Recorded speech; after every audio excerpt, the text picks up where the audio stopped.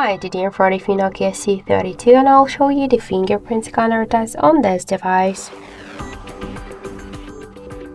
So I just set up my fingerprint to the scanner on the power key button, and now I'll make a couple of tries to unlock the device with my fingerprint, and we'll see how fast this option is and does it works.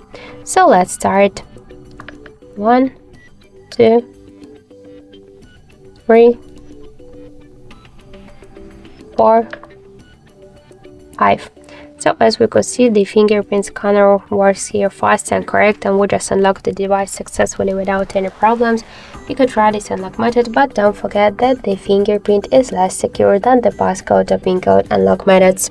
So that's it. Thank you for watching, and if you like this video, leave thumbs up and subscribe.